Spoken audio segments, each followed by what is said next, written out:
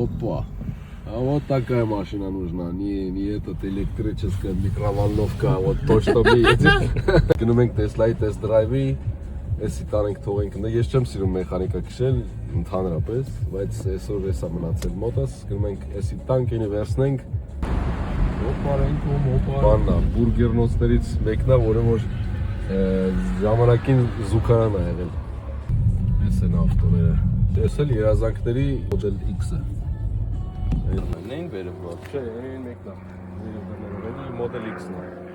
Այս Tesla-ի նոր տեխնոլոգիան է, որն այս Mercedes-ի հիմա հետևից ենք նայում, ու կարաս համ էլ դեմից նայես, ոնց որ նույն ավտոին համ դեմից հետևից նայում ես, թույն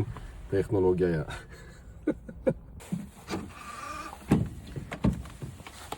Սա մեջ մեկ էլ լավ ֆունկցիան է, որ ինքը նկատում է, որ կարմիր լույսը փոխեց կանաչ, ցենա տալիս, եթե զբաղված ես վիդեո նկարելով կամ TikTok-ում վիդեո թերթերով, որ հետ գաս քշելուն։ Այսօր երկրորդ օրն է Tesla-ի հետ, 3 բավականին քշեցինք, ձենս քաշվել է, բայց մեկը ուզեմ շարունակեմ վիդեոն։ Այս թվի մոդելը ինքը համեմատած ավելի լավ վիճակում է, այս գծերը հին մոդելների, եթե ուշադրություն դարձածնեք, այստեղ սա շատ բաներ կար, որ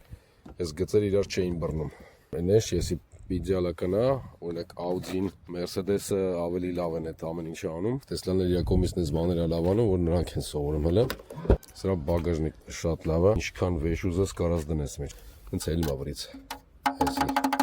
Սենց LED լույս է վառվում, եթե մի մոդել բարձր ես վերցնում։